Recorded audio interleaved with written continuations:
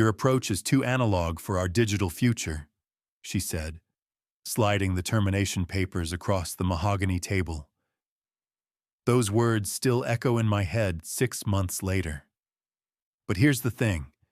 Getting fired at 39 was the best thing that ever happened to me. My name is William Monroe, and this is the story of how I went from unemployed marketing director to building a multi-million-dollar consultancy that's now poaching clients from the very company that discarded me. Buckle up, because this journey gets wild. For 12 years, I was the marketing director at Nexus Communications, a mid-sized advertising agency in Chicago. When I started there, I was 27, fresh out of Northwestern with an MBA and ready to conquer the world. Nexus was this scrappy little agency that punched above its weight class, landing major accounts through sheer creativity and personal relationships. I wasn't your typical marketing guy. While everyone else was chasing the latest digital trends, I believed in something radical, actually talking to people. I'd take clients to Cubs games, remember their kids' names, send handwritten thank you notes. Old school? Maybe. Effective? Absolutely.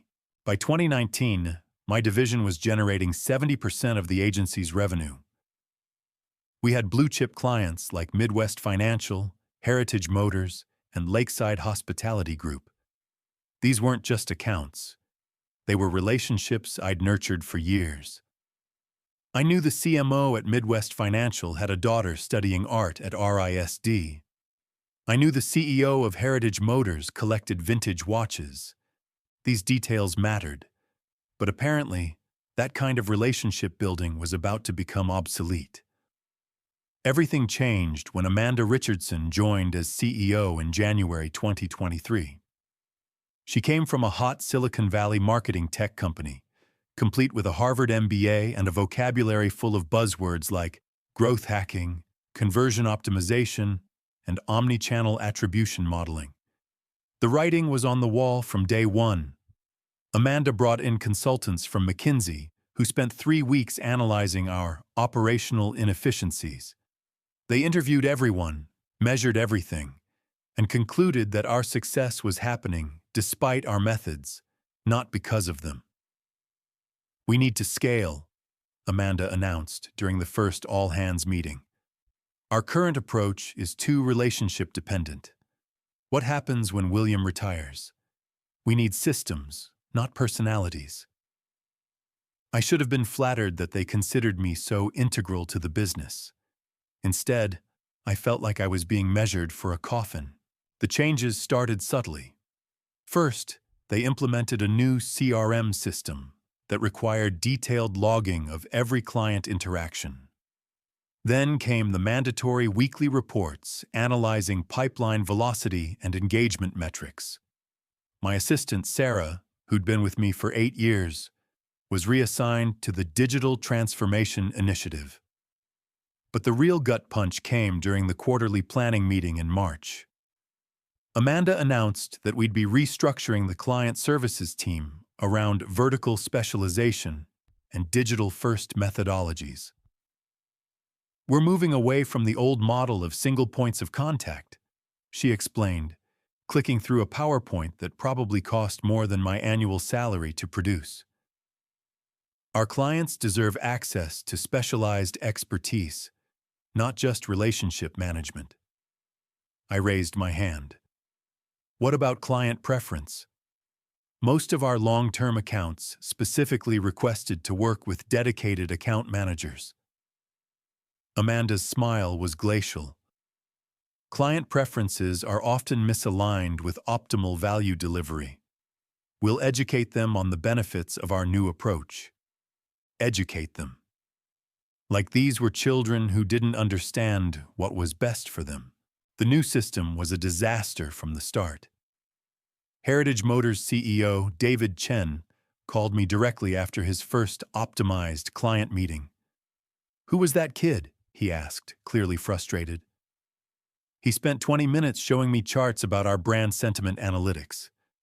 I asked him about the Chicago Auto Show campaign, and he had no idea what I was talking about. "That's Marcus," I explained. "He's one of our new automotive vertical specialists." "I don't want a specialist. I want someone who understands my business. Someone who knows that we're launching the new Mustang variant in Q3 and that it's make or break for our dealer network." I found myself in an impossible position. I couldn't badmouth the new system, but I couldn't let my clients suffer either. So I did what I'd always done. I found a workaround. I started having informal conversations with clients, coffee meetings that weren't officially on the calendar, quick calls to check in on projects that weren't technically my responsibility anymore. I was essentially doing two jobs: managing the relationships Amanda's system had fractured while still fulfilling my official duties. It worked for a while. Our client satisfaction scores remained high, and we kept the major accounts happy. But I was burning out, working 70-hour weeks to maintain relationships that used to manage themselves. By October, I could feel the walls closing in. Marcus and the other vertical specialists were clearly reporting my activities to Amanda. During team meetings, she'd make pointed comments about legacy processes and resistance to change. The trap was elegantly simple. They'd created a system that required me to either abandon my clients or work around official channels. If I followed the new protocols, client relationships would suffer. If I maintained the relationships, I'd be violating the new structure. I chose my clients. Every time. The end came on a Thursday morning in November. Amanda's assistant, Jennifer, appeared at my office door with that uncomfortable look I'd seen before. "Amanda would like to see you in conference room A at 10 a.m., she said, avoiding eye contact. I knew. In 12 years, I'd never been called to conference room A for anything good. Conference room A had been redesigned since Amanda's arrival. Gone were the warm wood panels and family photos that made clients feel welcome. Instead, we had sterile white walls, a glass conference table, and a massive monitor displaying real-time analytics dashboards. Amanda sat at the head of the table with Jennifer and someone from HR I didn't recognize. 3 folders were arranged in front of her. "William, thank you for your years of service to Nexus Communications," she began, her voice carrying the practiced sympathy of someone who'd done this before.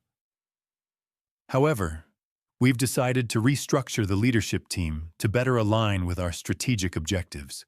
I listened as she explained how my traditional relationship-based approach was inconsistent with their data-driven client success framework, how they needed forward-thinking leadership that could leverage emerging technologies and optimize conversion funnels.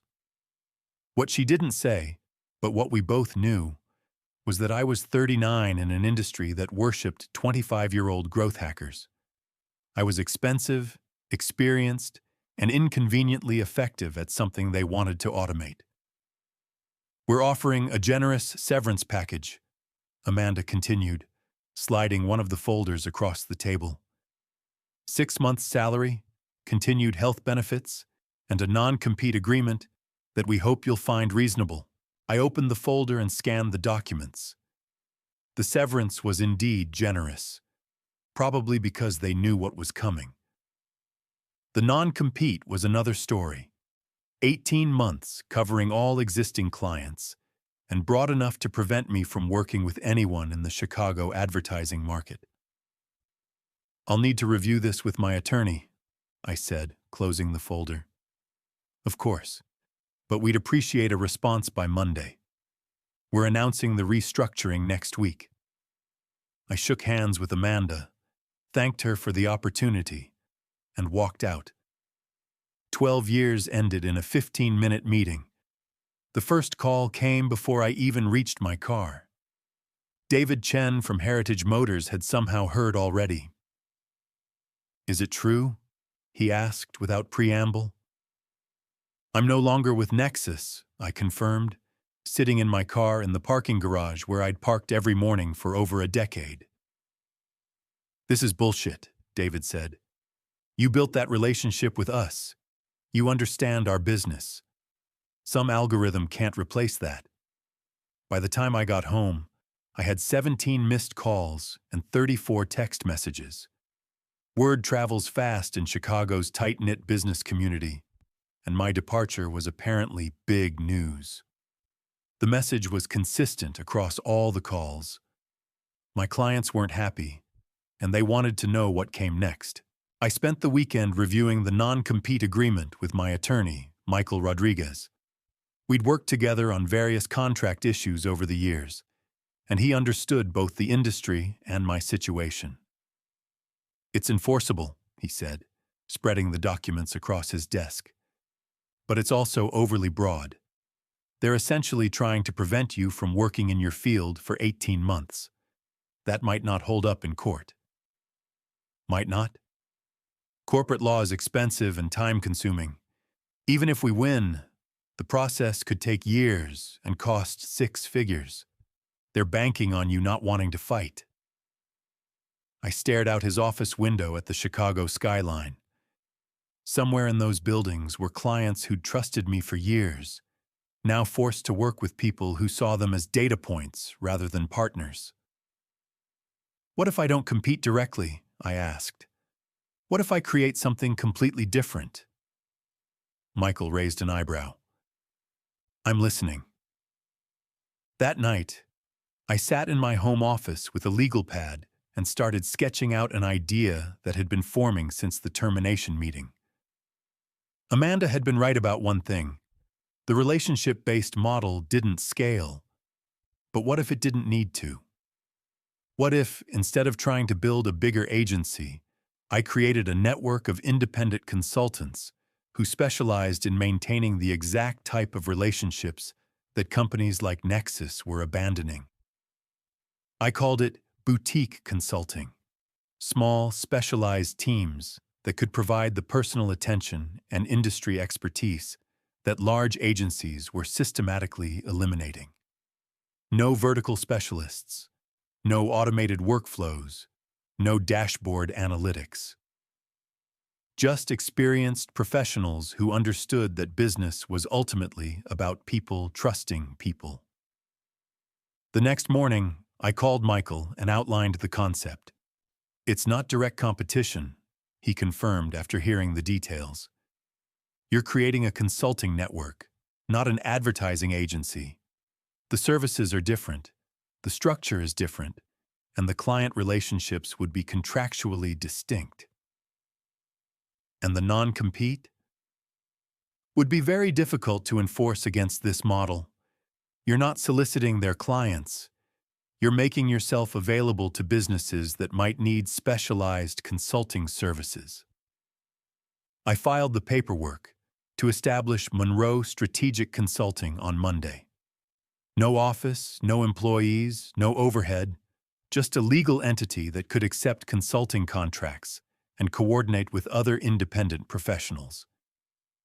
The first call came Tuesday morning. David Chen from Heritage Motors. "I heard through the grapevine that you're doing consulting now," he said. "I'm exploring options," I replied carefully. "Good. Because we need help.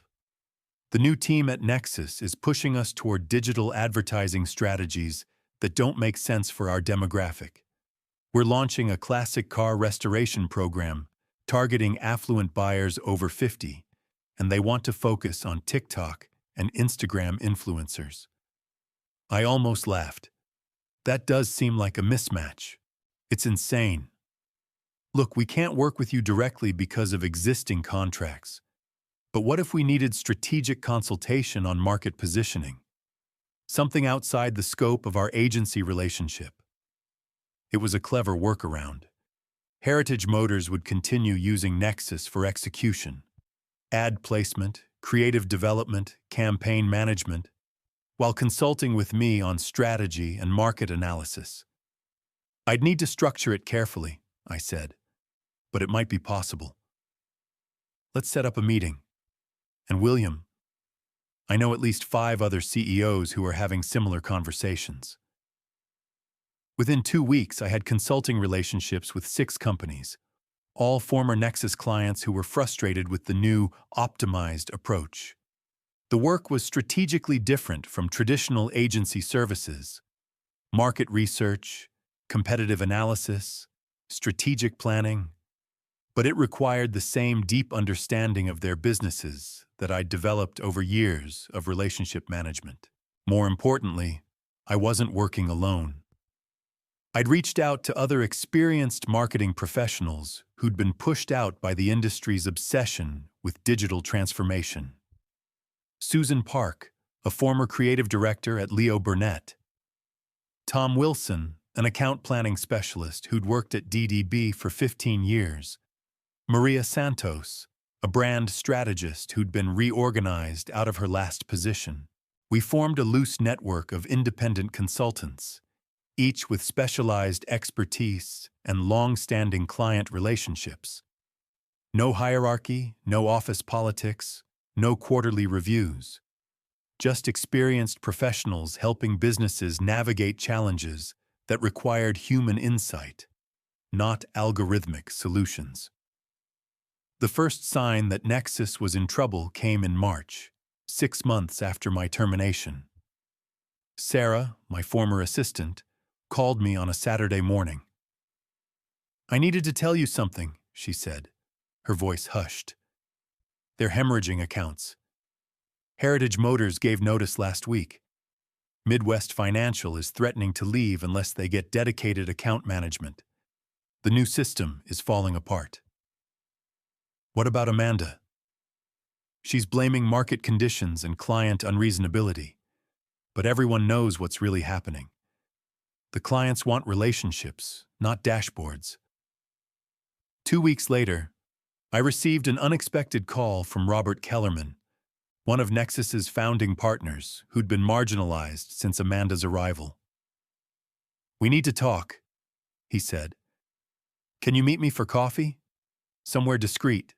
We met at a small cafe in Lincoln Park, well away from the downtown business district. Robert looked tired, older than his 65 years. "The board is having emergency meetings," he said without preamble. "We've lost 4 major accounts in the past month. Revenue is down 40% from last year." "I'm sorry to hear that." "No, you're not," he said with a wry smile. "And you shouldn't be. We made a mistake, William. A big one." He leaned forward. "The board wants to make you an offer. Chief Strategy Officer, above Amanda in the hierarchy. Full autonomy to rebuild the client relationships and restore the culture we lost." It was vindication, but it came too late. What about Amanda? She'd be repositioned to focus on operational efficiency. You'd handle all client-facing activities. I sipped my coffee, considering the offer. 6 months ago, I would have jumped at the chance. Now, it felt like a step backward. "I appreciate the offer, Robert, but I'm not interested in corporate politics anymore. I've found something that works better." "The consulting network?" Word traveled fast in Chicago's business circles. "Among other things," Robert nodded sadly. "I figured you'd say that, but I had to ask."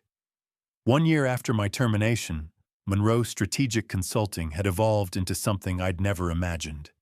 We'd grown from a network of 6 independent consultants to a collective of 23 professionals serving clients across the Midwest. We'd moved into a shared workspace in River North, not because we needed the space, but because our clients expected a physical presence. The office was deliberately designed to feel like a comfortable living room rather than a corporate headquarters. Soft lighting, comfortable furniture, and walls lined with books rather than awards. The key to our success wasn't revolutionary strategy or innovative technology. It was remembering that business is fundamentally about human relationships. While agencies like Nexus were automating client interactions and optimizing conversion funnels, We were having conversations, building trust, and solving problems that required experience and intuition. Our clients didn't just hire us for our services. They hired us because they knew we understood their businesses, their challenges, and their goals. We weren't trying to scale or optimize or disrupt. We were simply trying to help people build successful businesses. The call came on a Tuesday morning in October, almost exactly 1 year after my termination. Amanda Richardson's voice was carefully controlled, professionally distant. "William, this is Amanda from Nexus Communications. I hope you're well." "I'm doing fine, Amanda. How can I help you?" "I was wondering if we could discuss a potential partnership arrangement. Nexus has some clients who might benefit from specialized strategic consulting, and your network has developed quite a reputation." I almost smiled. "I appreciate the call, but that's not really how we work. We don't do partnerships with agencies. We work directly with businesses that need strategic guidance." "I see." There was a long pause. "What if we discussed this differently? What if Nexus itself needed strategic consulting?" Now I was intrigued. "What kind of consulting?" "Client relationship management, retention strategies. We're having some challenges with our current approach." "I imagine you are. Would you be willing to meet, just to discuss possibilities?" I considered the offer. There was a certain poetic justice in Nexus asking for help with the very thing they'd discarded me for prioritizing.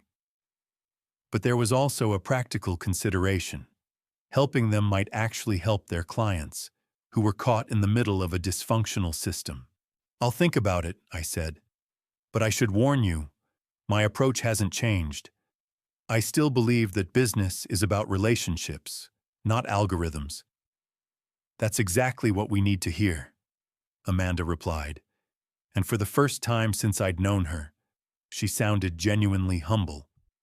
As I write this, Monroe Strategic Consulting is thriving. We've helped dozens of businesses navigate challenges that required human insight, strategic thinking, and the kind of relationship-based problem-solving that can't be automated or optimized.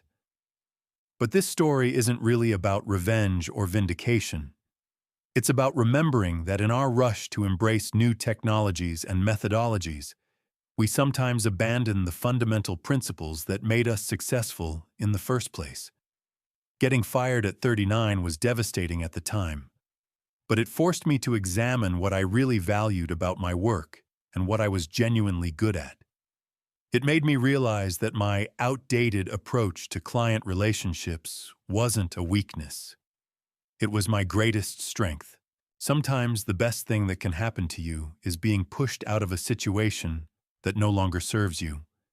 It forces you to build something better, something more authentic, something that reflects your actual values rather than someone else's vision of what you should be. The corporate world is full of people trying to optimize, scale, and disrupt their way to success. But at the end of the day, business is still about people trusting people who've earned it. And that's something no algorithm can replace. Today, Monroe Strategic Consulting continues to grow, not through aggressive expansion or digital transformation, but through the simple act of helping businesses solve problems that require human insight and experience. We've proven that the old-school approach to client relationships isn't outdated, it's timeless. And the best part?